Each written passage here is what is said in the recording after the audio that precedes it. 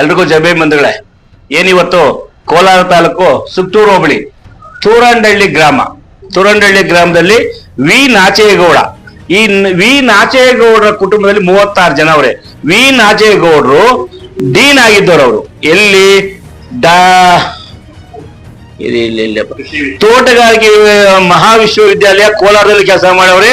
ತೋಟಗಾರಿಕೆ ವಿಶ್ವವಿದ್ಯಾಲಯ ಇದು ಯಾವ್ದಾದ್ರು ಬಾಗಲಕೋಟೆಯಲ್ಲಿ ಕೂಡ ಡೀನ್ ಆಗಿ ಕೆಲಸ ಮಾಡ್ಕೊಂಡವ್ರೆ.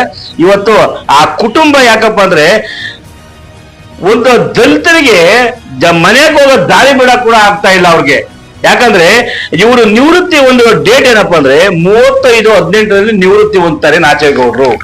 ಆ ನಾಚೇಗೌಡರು ನಿವೃತ್ತಿ ಒಂದು ಸಂದರ್ಭದಲ್ಲಿ ತೋಟಗಾರಿಕೆ ಇಲಾಖೆಯಿಂದ ಕೃಷಿ ಹೊಂಡ ಕೂಡ ಶಾಂಕ್ಷನ್ ಮಾಡ್ಕೊತಾರೆ. ಕೃಷಿ ಹೊಂಡ ಕೆಲಸದಲ್ಲಿ ಇದ್ದಾಗ ಮಾಡ್ಕೊಂಡು ಹೋದಿದೆಯಲ್ಲ, ರಿಟೈರ್ಡ್ ಆದ್ಮೇಗಲ್ಲ ಇದು ನಾಚೇಗೌಡ ಇದು. ಆಮೇಲೆ ಇನ್ನೊಂದೇನಪ್ಪಾ ಅಂದ್ರೆ 30-45 ಎಕರೆ ಜಮೀನನ್ನ ಇವರು ಮಾಡ್ಕೊಂತಾರೆ.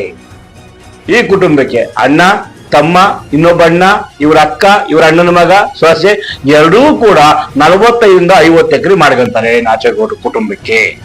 ಆಮೇಲೆ ಈ ನಾಚೇಗೌಡರ ಕುಟುಂಬಕ್ಕೆ ಕೇಸ್ ಆಗಿರೋಬೇಕಾ ಈ ಅಸಿಸ್ಟೆಂಟ್ ಕಮಿಷನರ್ ಅಂತ ಒಂದು ಕೇಸ್ ಹಾಕ್ತಿವಿ. ಗೋಪಾಲಪ್ಪನವರು ಒಂದು ಕೇಸ್ ಹಾಕ್ತಾರೆ, ಶಂಭಪ್ಪನವರು ಒಂದು ಕೇಸ್ ಹಾಕ್ತಾರೆ. ಶಂಭಪ್ಪನವ್ರು ಹಾಕೋ ಕೇಸಲ್ಲಿ 36 ಗುಂಟೆನ ನೀವು ಮುಟ್ಕೋಲ್ ಹಾಕೊಳ್ಳಿ, ನಕಲು ಸಾಗುವಳಿ ಚೀಟಿ ಮಾಡ್ಕೊಂಡವ್ರೆ ಅಂತ. ಈ ಗೋಪಾಲಪ್ಪ ಅಂತ ಹಾಕೋರೇನಪ್ಪ 1 ಎಕರೆ 10 ಗುಂಟೆ ಜಮೀನನ್ನ ಎಸ್ಸಿಗಳೆಲ್ಲ ಮನೆ ಕಟ್ಕೊಂಡ್ಬಿಟ್ಟವ್ರೆ. ಆಗ ಎಸ್ಸಿಗಳು ಮನೆ ಕಟ್ಕೊಂಡು ನೀವು ಅಕ್ರಮ ಯಾಕೆ ಮಾಡ್ಕೊಂಡ್ರಿ, ಇದನ್ನ ಮುಟ್ಕೋಲ್ ಹಾಕೊಳ್ಳಿ ಅಂತ. ಅದರಲ್ಲಿ ತಹಶೀಲ್ದಾರ್ ರಿಪೋರ್ಟ್ ಕೊಡೋದು 35-40 ಎಕರೆ ಜಮೀನನ್ನ ಅಕ್ರಮವಾಗಿ ಮಾಡ್ಕೊಂಡವ್ರಂತ ದಾಖಲೆ ಕೊಟ್ಟರು ಕೂಡ ನಮ್ಮ ಜಿಲ್ಲಾಧಿಕಾರಿಗಳು ನೀವು ಕೊಟ್ಟಿರೋ ದಾಖಲೆ ನಮ್ಗೆ ಬಂದಿಲ್ಲ ಅಂತ ಹೇಳ್ಬಿಟ್ಟು ವಜಾ ಮಾಡ್ತಾರೆ. ಎಲ್ಲಿ ಸ್ವಾಮಿ, VARI ರಿಪೋರ್ಟ್ ಕೊಟ್ಟವ್ರೆ, ತಹಶೀಲ್ದಾರ್ ವರದಿ ಕೊಟ್ಟವ್ರೆ, ಆಗಿಲ್ಲ. ಇದೇ ನಾಚೇಗೌಡರು ಶ್ರೀನಿವಾಸಪುರ ತಾಲೂಕಾ ಬಂಗೋದಿ ಗ್ರಾಮದಲ್ಲಿ 10 ಎಕರೆ ಮಂಜೂರು ಮಾಡ್ಕೊಂತಾರೆ. 10 ಎಕರೆ ಇವ್ರ ತಂದೆ, ಇವ್ರ ಅಣ್ಣ ರಾಮೇಗೌಡರ ಹೆಸರಿಗಿಂದ ಮಗನ ಹೆಸರಿಗೆ ನಾವು ಪೌತ್ರ ಖಾತೆ ಮಾಡ್ಕೊಂತಾರೆ. ಇದು 10 ಸೇರಿದ್ರೆ 65 ಎಕರೆ ಆಗ್ತಾರೆ. ಸರ್ಕಾರ ಕಾನೂನಲ್ಲಿ ಅವಕಾಶ ಇರೋದು 4 ಎಕರೆ 38 ಗುಂಟೆ ಮಾತ್ರ ಕಂದಾಯ ಆಕ್ಟ್ ಪ್ರಕಾರ ಇರಬೇಕು.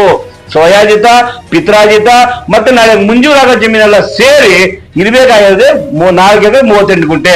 ಅದರಲ್ಲಿ 60 ಎಕರೆ ಜಮೀನು ಆಗಿರೋದ್ರಿಂದ ಇವತ್ತು ವಂಶವೃಕ್ಷ ನೋಡ್ಬೇಕು ನೀವು. 26 ಜನ ಇದ್ದಾರೆ ವಂಶವೃಕ್ಷದಲ್ಲಿ.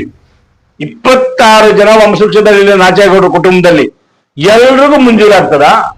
ಕಾನೂನು ಇವ್ರ ತಾತಂದ ಕಾನೂನನ್ನ, ಸಂವಿಧಾನವನ್ನ ಬರೆದ್ರು ನಮ್ಮ ತಾತ. ನಾವೇ ಪಡ್ಕೊಂಡಿಲ್ಲ. ನಾವು ದಾರಿಯಲ್ಲಿ ಗುದ್ದಾಡ್ತಾ ಇದ್ದೀವಿ, ನಾವು ಆಸೆ ಗುದ್ದಾಡ್ತಾ ಇಲ್ಲ. ಜಿಲ್ಲಾಧಿಕಾರಿಗಳು, ತಾಲೂಕು ದಂಡಾಧಿಕಾರಿಗಳು, AC ಅವರು ದಲಿತರ ಜಮೀನು ಕೊಡ್ಬೇಕಾದ್ರೆ ನೀವು ದಲಿತ ಸರ್ಕಾರಿ ಗೋಗಳವನ್ನ ಮುಟ್ಕೋಲ್ ಹಾಕೊಂಡು ಆ ದಲಿತರು ಕೂಡ ಕೆಲಸ ಮಾಡಿದ್ರೆ ನೀವು ಅಭಿವೃದ್ಧಿ ಕಾಡಕ್ಕೆ ನಮ್ಗೆ ದಾರಿ ಕೊಟ್ಟಾಗ್ತಾರೆ. ಅಕ್ಕ ಮಾಯಾವತಿ ಅವರು ಒಂದು ಮಾತು ಹೇಳಿದ್ರು, ಒಂದು ಕುಟುಂಬಕ್ಕೆ 4 ಹೆಕ್ಟರ್ ಕೊಡ್ಬೇಕಂತ ಹೇಳಿದ್ರು. ನೀವು 4 ಗುಂಟೆ ಕೂಡ ಕೊಡೋಕೆ ಪ್ರಯತ್ನ ಮಾಡಲಿಲ್ಲ. ನಮ್ ಜಿಲ್ಲಾಧಿಕಾರಿ ತುಂಬಾ ಚೆನ್ನಾಗಿ ಮಾತಾಡ್ತಾರೆ ಭಾಷಣಗಳಲ್ಲಿ, ನೋಡ್ಬೇಕು ನೀವು. ಪರಿವರ್ತನೆ ಆಗ್ಬೇಕು, ಪರಿವರ್ತನೆ ಎಲ್ಲಿ ಸ್ವಾಮಿ ಪರಿವರ್ತನೆ ಆಗೋದು?